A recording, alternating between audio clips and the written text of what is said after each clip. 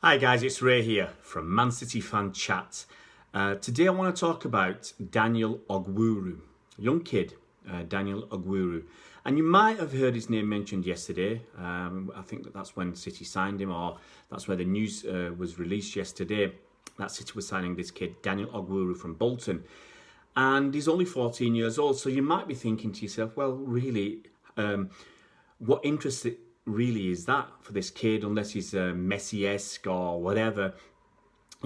It's going to be several years before we see him in the first team, if we see him at all, because City's policy is get a lot of talented youngsters in. Some of them will make it, very few will come through the system and make it to the first team squad, people like Phil Foden, and most others will leave, they'll go out on loan, and a lot of them will never get anywhere near the first team squad.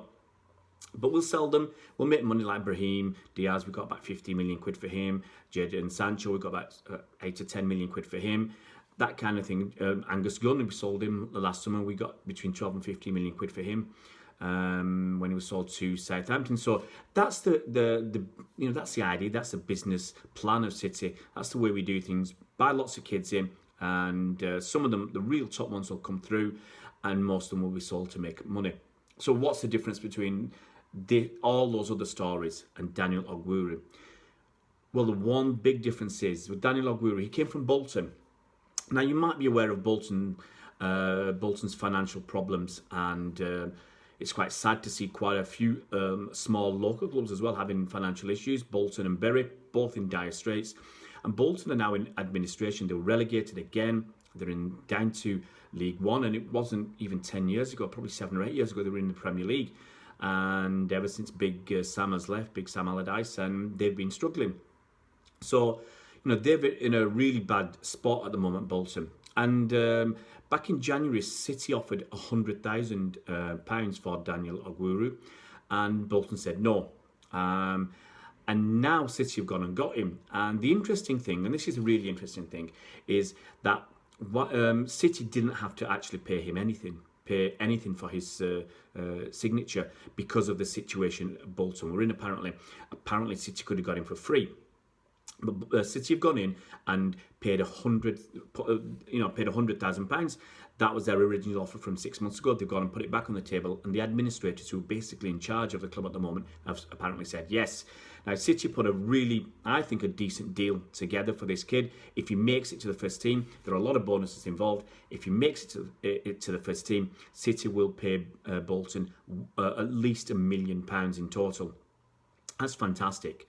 Absolutely fantastic. And, they talk about City ruining football and all that.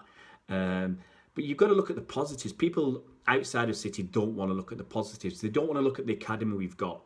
The academy where the kids all go to, I think St Bede's one of the top schools in Manchester. So if they don't make it as a footballer, they've got a very, very good education behind them as well. They don't want to talk about the redevelopments all over East Manchester. A lot of wasteland, derelict sites, a lot of development over there around East Manchester. And, the support, I think there's no other way to put it, City give to the council, because, for instance, City are leasing their stadium at the moment, the Etihad, and I think it's a 250-year lease. Now, that's costing City more than, for instance, buying it outright or, doing a shorter deal with the council. So City have done it in such a way. I mean, the cynics can say, well, that means the council are kind of beholden to City, because City are really interwoven into the fabric of Manchester now with all the projects that they're involved with, and the council find it very difficult to say no. But whatever, people outside criticise City, but you've got to look at the good things City are doing now. Now, this is a very, very, you can call it noble, honourable thing to do. Let's call it honourable. To if you could have got and it might just be, let's put it out there. Let's put for the critics. It might just be that several clubs were looking at Daniel, and by offering the money, that got the signature over the line for City. Who knows? But I'd like to be looking at the positive side of things, and City are helping Bolton in their time of need, in dire trouble. Staff have not been paid, players have not been paid, and unsecured creditors are going to lose a lot of money out of this administration. So City are paying him 100,000 now, and I also said this is very, very important the way this deal is done, because I think, I said last year as well, I think it's unfair for smaller clubs with academies who are raided by big clubs like the Premier League clubs. And I said last season when we bought Ben Knight from, I think it was from Ipswich Town. Now, Ben Knight cost us somewhere in the region of £600,000 or £700,000, and Ipswich value him a lot higher than that. And it's a shame for clubs who have had, Ben Knight could have been at Ipswich for about 8 or 10 years, since he was a real young lad, to the age of 15, 16. And to lose him for, let's be honest, peanuts. It is peanuts.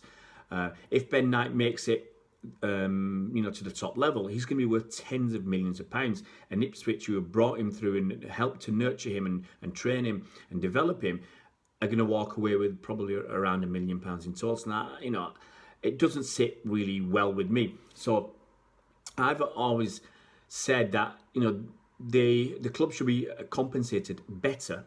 The smaller clubs with their academies, they should be compensated better if their player subsequently goes on to do well. And if it's all possible to have something like, for instance, a sell-on clause. Now, if you've got a 10% sell-on clause, I think that's quite reasonable. If you sell a young player in the future for £20 million, the club that he was developed at, where he started, gets £2 million. That'll make a huge difference to those small clubs, and it will help them to continue with their academies. If you're losing all your best, if you're spending your money on your academy and you're losing all your best players to big clubs for peanuts, some clubs might say, well, what's the point? What's the point of running an academy, having all these staff who we're paying, and all the other expenses, if big clubs are going to come along and take our best academy prospects for peanuts? So, if all deals could be done, where the smaller academy club get a sell-on fee or a bigger fee to start with, there's got to be something done to help those clubs. But, whichever way, and for whatever reason, City have agreed to pay the £100,000 to Bolton. I think it's great for Bolton. It's great for their staff who are going to get some money. And the last thing I'll mention on this is about financial fair play and about these clubs in dire straits. Bolton in administration. I think they'll probably get dock some points next season in League One. Bury in perilous trouble. They've just been promoted to League One, but they're in dire straits as well. And I think some of their players are leaving, from what I read in the papers. And I got a friend who's a big Bury fan who's always tweeting stuff out there. So you kind of, it comes across your timeline. So it looks like they're letting some of their best players go as well because of the financial situation there. And FFP, which is spuriously brought in, people say it's brought in to curb, to stop clubs going out of existence and into administration. Well, it never stopped Portsmouth. It's not stopping Bolton and Bury and other clubs who are in big trouble, like Coventry and Notts County and others as well, and Orient as well. Leighton Orient, they had a big problem as well a couple of seasons back. And it's because financial fair play does not really address the debt. It's the debt situation. It's owners coming in, and for instance at Bury, if I remember correctly, what happened at Bury is the owner lent Bury some money. He made a loan to Bury from one of his businesses, and I think it was either 2 or 4 million quid. Now, his other business has gone into administration, and the administrators or the creditors are looking at this loan and say, well, we want the loan back. We want the money.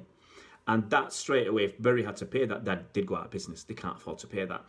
And so, it happens at clubs where the owners, I think Abramovich has done the same with Chelsea, for instance. He's lent them over £1 billion in loans. The difference with City is that's been turned into equity. So basically, the investment into City has been a gift. It's been gifted to City. City don't have a loan with Sheikh Mansour to pay this money back. So if Abramovich wants to sell Chelsea, well, someone's going to have to pay the money for Chelsea and pay the money for his loans. So, straight away you're looking at well over £2 billion, and it's the same with smaller clubs. So as I said, you can see the issue with clubs having big loans that can't be paid back. So you're relying. Basically, the clubs are only solvent because their benefactor, their owner, who's putting money into the clubs. And as I said, debt isn't looked at. You look at City, since Sheikh Mansour's been there, we spent over £1 billion on players and stuff. Just talk about £1.2 billion or something.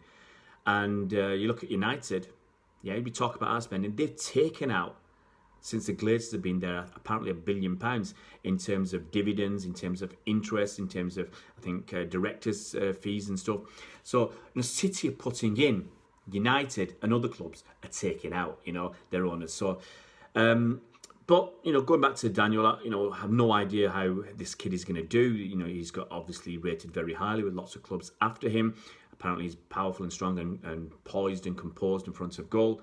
And a lot of clubs were interested in him. Let's see what happens. My feeling is, like a lot of others, I've said, most kids will go through the system. We might put 100 through the system every year, and we might get one player who's good enough to play in the first team after that. It's just the way it is with football at the moment. And yeah, we'll see how it goes. And as I said, I'll repeat, good on City to pay the money. And if this kid makes it into the first team at City, it's £1 million to Bolton. Guys, if you haven't subscribed to the new channel, it'd be absolutely fantastic if you could do so. Dead easy, just click that subscribe button. If you can hit the bell icon, you'll be notified as soon as new videos come out, especially when we do the live streams, trying to do live streams every single day, as well as putting out videos like this. So if you hit that bell icon, you'll be notified as soon as videos come out. Tell your mates, get them involved. We're happy to have, especially on the live streams, we have fans from all sorts of different clubs, Premier League clubs, not just City fans, Premier League clubs, League Championship, League One clubs, all sorts. So get involved on the live streams whenever there are. And as I said, hit that bell icon after you subscribe so you're notified as soon as we go out live. See you around, Blues.